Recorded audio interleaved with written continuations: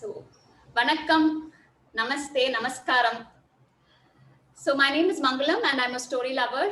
And the story I'm sharing today with you all comes from the Queen of Arabian Sea, that is Cochin. I'm sitting in Cochin and the story is coming to you from there.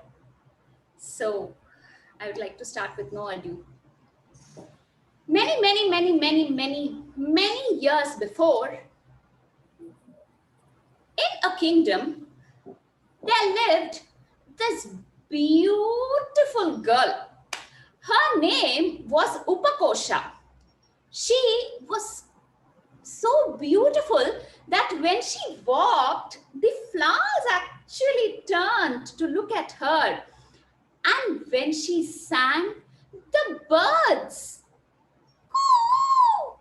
they stopped singing to listen to her. And when she walked, the squirrels and the butterflies, they all used to come near her. She was very gentle. She was very beautiful. And she was very brilliant. So, this was such a beautiful combination. So, there were many suitors for her. And her parents picked a very young, dynamic, hardworking merchant, Vararuchi, as her groom. So, Upakosha and Vararuchi, they got married and they settled in the kingdom of Pataliputra. So, they were leading a very happy life.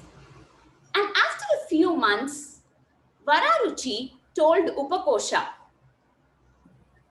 "My darling, you see, I have some work. I will be away from town for a few days. So please take care." "Okay, I will definitely miss you. When will you be back?" "Oh, I really don't know when I'll be back, but I will come back. And you see, all the money that you want, I have left in our usual box. And for any other extra need, you can always just go down to my friend Hiranya Gupta, who just stays down the lane. I have given all our wealth to him. He will keep it safe for us." "Okay, I will wait for you." And Vararuchi went off for his work.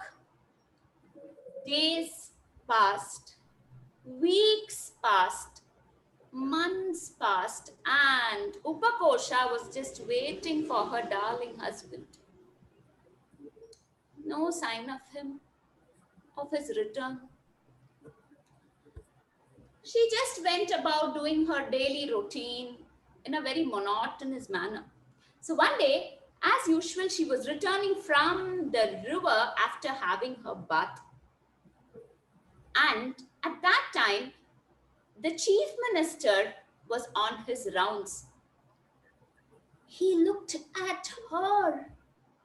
The moment he saw her, he was swept off his feet by her beauty. Her hair was like the night itself, and the sparkle in her eyes. Oh. He just kept looking, staring at her. And then, after some time, he composed himself and he started singing in his coarse voice. "ओ एक लड़की को देखा तो ऐसा लगा जैसे खिलता गुलाब जैसे." Now Upakosha looked, who is this singing in such a coarse voice? And the minister was there. The minister quickly came next to her and said, "Oh, beautiful one, marry me." Upakosha said, "Sorry, I am already married to Vararuchi." Don't say that, but he is nowhere in town. He is not in sight for so many months. You should marry me." However hard she tried, the minister was just not ready to leave. She said, Okay, I will give an answer to you tomorrow. And he went, and she was so relieved, and she rushed home. As she was going home, the royal treasurer was there. He saw her and he said, he came next to her and said, "Oh, beautiful one, the diamonds, the jewels, and the gems in the treasury look so dull in front of your beauty. Please marry me." And she said, "No, sorry." And he also persisted, and she said, "I will reply to you tomorrow." And she rushed. And as she was just entering the house, the royal magistrate also asked for the same thing. And she said, "Please, I will reply tomorrow." Now, she called all the maid servants in her house, and she said what had happened. She confided in them what had happened. And she said, "I think I will go and stay at my parents' place till my husband comes back. For that, I need money for the travel. So I am going to Hiranyagupta's house and I will ask money, and I am going to go to my parents' place." She immediately rushed to the merchant Hiranyagupta's house, and she said, "Hiranyagupta ji, I know my husband has given all the money to you for safekeeping. So could you please give me the money? I am in need of the money now." He said, "Huh, what proof do you have that he has given me the money? This is so unfair. He trusted you. He thought you were a good friend, and that is why he did not have a witness, or he did not get a document signed from you. I know. He told me he deposited the money with you." He has deposited the money with me, but you do not have a proof. Okay, forget all that. Upakosha, will you marry me? The money your husband has left here is nothing compared to the money I have. I will show you what luxury is. Marry me, no? Now, Upakosha said, "Sorry, sir, I will let you know." And she just came back home. Now, here she was with 3 people at her feet. No, plus 1, 4 people at her feet, and she had no money to go to her parents' place also. Now, what would she do? She sat. She called all her maid servants and she said, "I have a plan in mind and I need all your help to execute it." She told them to get a big vessel, and she told them to put a lot of lamp black soot into it and a lot of oil into it. After that, she put musk so that it smelled beautifully. So there she had made a very nice black moisturizer, and she put the vessel aside. And then next, she told her maid servants, "Where is that big ancestral trunk?" "That's in the storeroom, madam." "Okay, get that out." So the big trunk, they pulled it out of the storeroom. They opened the lid and they took out all the things which were there inside and put it inside the storeroom. The trunk was huge enough for people to fit in. And then it was cleaned nicely and it was put in the room as Upakosha had requested. Now, with all this ready, she went out that day again to have her bath. And yes, no doubt, the 3 of them were waiting there. So the first one was the chief minister. He said, what is your reply?" And Upakosha said, "Okay, tomorrow is Vasant Panchami. The whole of the town would be celebrating. So please come to my house at dusk." "Really? Thank you so much." And the royal minister went. And then next it was the treasurer who was waiting. And then he said, "Upakosha, what do you have to say to me?"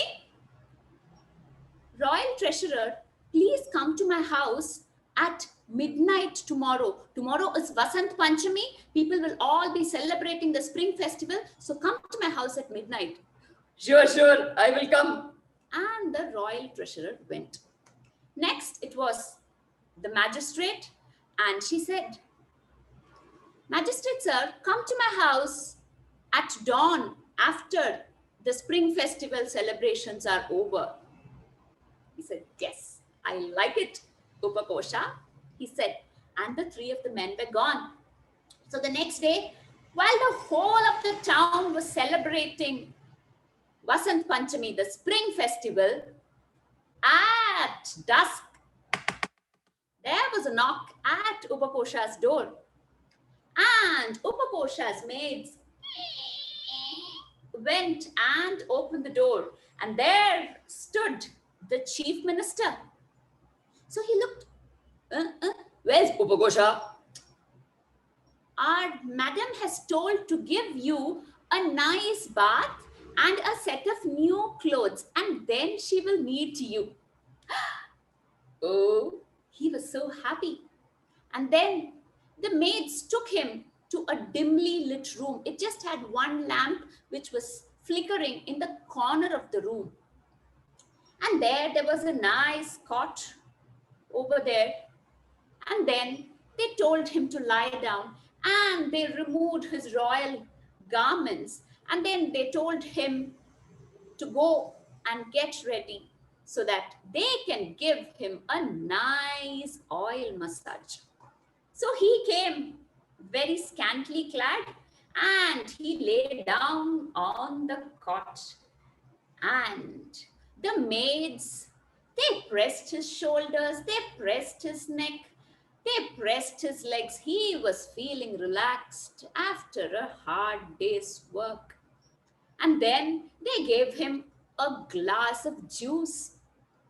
He had the juice and he lay down.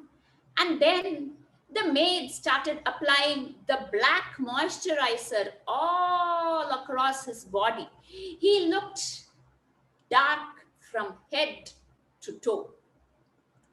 As he was enjoying the massage, who is that? The maids went, they pushed the curtain aside and said,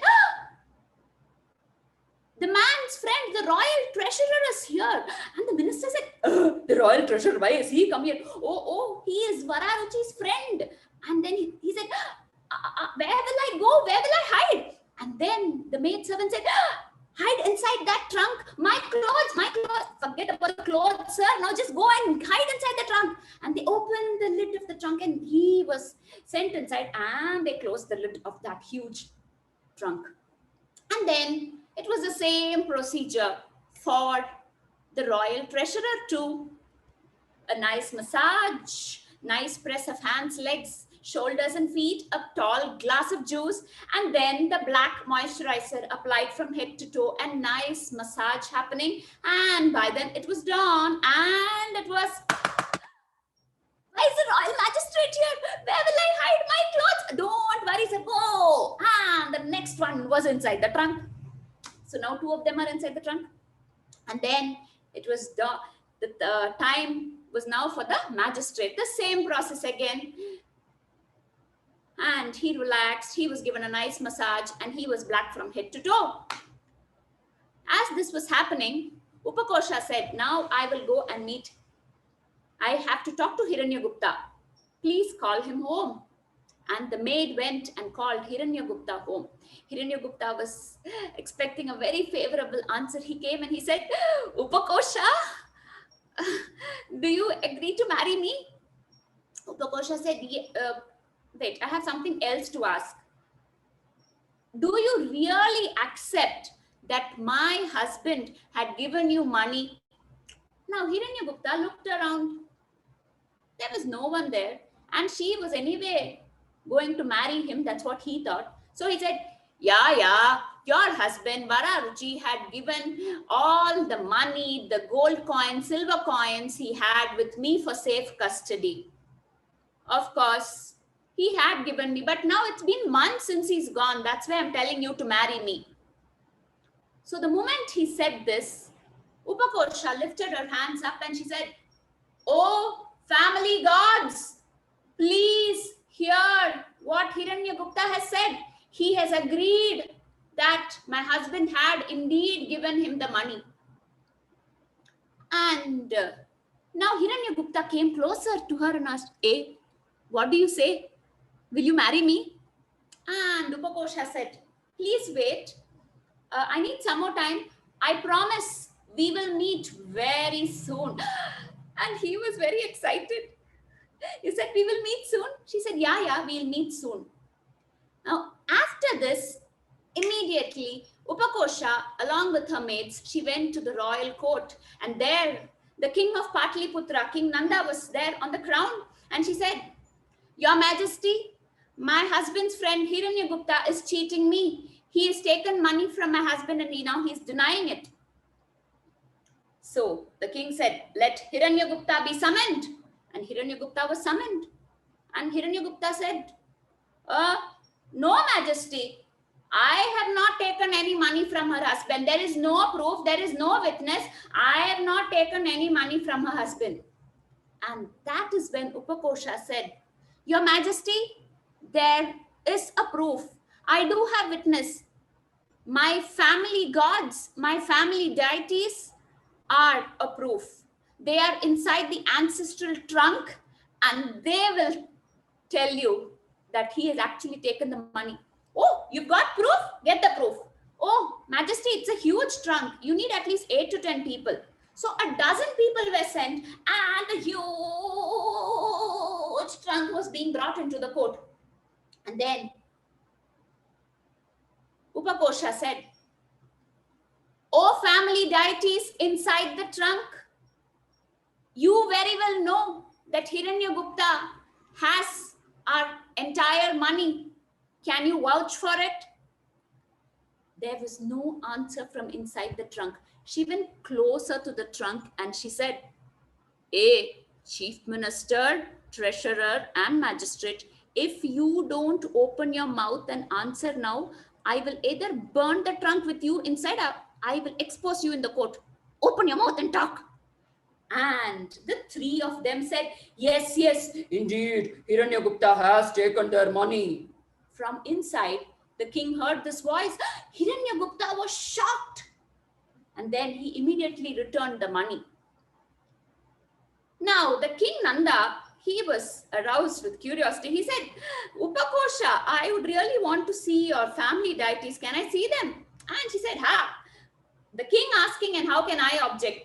And then she opened the lock and the latch and she opened the lid. And from inside came 3 people. The king said, they don't look like statues. They look like humans." "Wait, that's my chief minister, my treasurer, and my magistrate. What are they doing inside your family trunk?" And Upakosha told the entire story.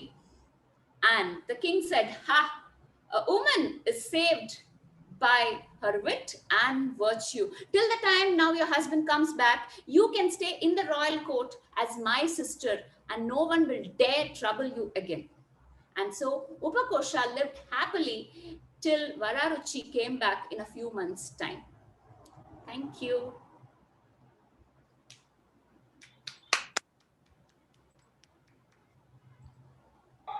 Mangalam, Wonderful. was very nice. And I was enjoying looking at you as well as Eric, because he was enjoying a story a lot and he was Well, laughing. that is a very famous folktale from. Is it from a Katha particular country? Katha Sarita Sagar. It's from India. It happened in a place by name Patliputra. Yes. But there are many versions of it around India and West Asia. And it's a wonderful story about how the woman uses her wit to get justice. But it's more than a wonderful story. It's a wonderful telling of the story. Yes. Oh my goodness, your eyes and your voice and your enjoyment of the story and how you delineated each of the characters. It was very clear who was speaking, and I was just entranced by it, just entranced. Thank you so much, Reena. And thank you, thank you. Thank you. Yeah, it was wonderful, Mangalam. Your expression, the entire drama that you brought into it, it was awesome. And it was a, so what Reena said, that you were enjoying the telling, and that was, the traveling through Zoom and coming into all of us. So we were also enjoying listening to the story. Thanks a lot. Thank you, Prakriti. Thank you so much. Mm. What is there a name to that story? Is it a story that we could read somewhere? A version of it is in that book, a collection of stories about women. What is the name of that book? It's like sisters and mothers and heroines. Does anyone know the name of that book? It's an anthology of folk tales about women. I'll find it in a few minutes. We could always write to Storytelling, I guess. Something with beloved sister, something. Yes. Can I get it, Eric? I have Yes, yes, Yeah. please get it. Yes, Veena, it is from the Katha Sarita Sagar. I Thank have you, a Veena. copy of it, but not with me here. But I I've think, ordered my Katha Sarita Sagar for this pandemic now. I've ordered 3 books, Mhm. and one of them is Katha Sarita Sagar. Oh Here it my, is. you brought the book. Yes, what is it? Huh? Fearless Girls, Wise Women, and Beloved Sisters. Kathleen Reagan. Yes, and that's one of my favorite stories. My other favorite folktale from there is the man who married a woman 5 times. And the thing is, he marries a woman, and then he says, "Dear, you stay here at home, and I'm going off to to some other country." And he goes off to the other country on business, and he's planning to marry another woman there and have another family there. But his wife follows him, and she disguises herself in the local costume and the local makeup and the local hair, and she arranges for a senior lady to introduce her to her husband, and her husband marries her thinking she's a different woman and has a child with her. And he does this in 3 different countries. Each time she follows him and brings the child back and keeps the child with her mother, and so he ends up marrying the same woman 3 or 4 times, thinking it's a different woman each time. Do you know the story, That's Mangalam? great. I said 5 times. 5 times, 5 times, 5. Finally, she explains everything to him, and he learns his lesson. But it takes a long time. Wow. And that book is called Fearless. Oh, here it is. Fearless Girls, Wise Women, and Beloved Sisters. Mhm. Great. Good. Okay. Any other thoughts about the story, the way it was told? It was certainly a spirited telling. We could tell you enjoyed the story. Yeah. Thank you so much, Eric. Mhm.